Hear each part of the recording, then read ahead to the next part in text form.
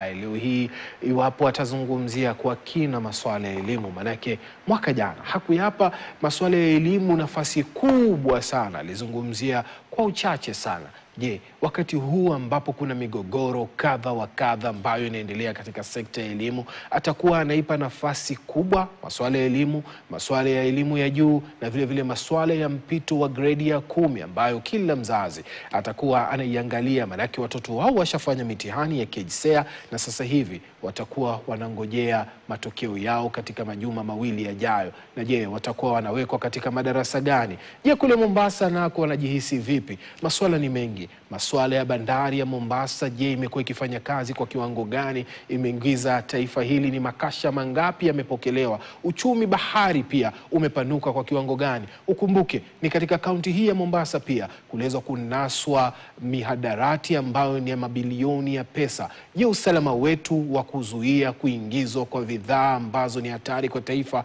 baharini ziko zipi? Ni masuala ambayo Rais William Ruto pia atatarajiwa kuyazungumza. Na je, wenyewe wakazi wa Mombasa ambao bado wanasumbuliwa na magenge ya vijana wahalifu, masuala haya ya usalama wanayaangazia vipi? Rais wanatarajia yazungumzie vipi? Niingie kwako kule Mombasa nizungumze naye Tobias Chanji aweze kutufahamisha masuala haya yote na hisia na matarajio ya wakazi wa Pwani na Mombasa kwa jumla. Chanji, vipi hali ya Mombasa? Naam, shukrani Heri. Bila shaka kama ulivyosema ni masuala mengi tu ambayo wakazi na wananchi wa eneo hili la Pwani wanatarajia kuwa Rais William Ruto ataweza kuyazungumzia. Kumbuka kuwa uti wa mgongo wa uchumi katika eneo hili au ukanda wa Pwani ni masuala ya utalii pamoja na masuala ya uchumi samawati na kadhalika. Kwa sasa nitakuwa na zungumza tu na wanabiashara wadogo, wananchi wa kawaida kutoka eneo hili na haswa katika barabara hii kuu ya Moi. Ukiangalia upande wangu ni wanabiashara tu ambao wanajihusisha na kuuza nguo, biashara ndogo na kupata tu maoni yao kuhusiana na yale ambayo wanatarajia kuwa yatakuwa nazungumziwa na Rais William Ruto hii leo akiwa bungeni.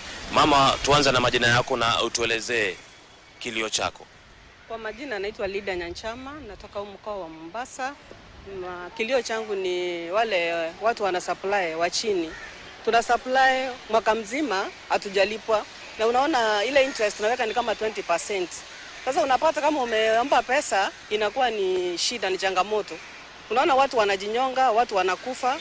Tunaomba president wetu aangalie, na kisha kama ni uwezo ashuke chini, apatane na sisi watu wa chini, tumwambie vile tunaumia, kwa sababu sisi ndio tunamchagua na sisi ndio tunampa kura. Tunamchagua aende kutupigania pale. Wale wako karibu na yeye ni kama wana mislead. Tunaomba ashuke chini. Hivi leo atakuwa na hutubia bunge. Katika hotuba yake, kando na hilo ulikosema, ni yapi matarajio yako mengine?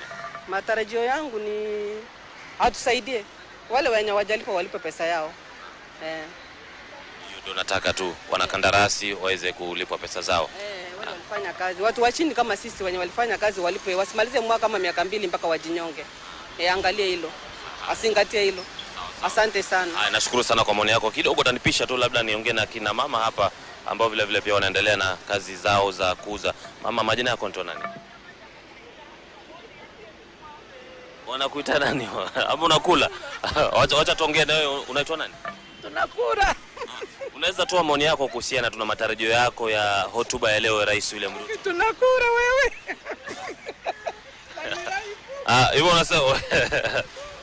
Yeri ni baadhi tu ya wakazi wa jiji hili na kaunti ya Mombasa tu kuzungumzia kuhusiana na matarajio yao hivi leo. Kumbuka yule mama ambaye tu umezungumza naye awali anasema yeye ni mwanakandarasi na kile ambacho anatumai kuwa kitaweza kuzungumziwa na kushughulikiwa kila wakati ni kuhakikisha kuwa wale ambao wanafanya kazi au biashara na serikali wanalipwa kwa wakati ambao unafaa.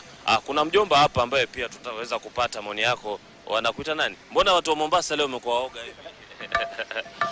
Naam, kutoka kaunti ya Mombasa nadhani nitaweza kuwarejesha hadi studio zetu Nairobi.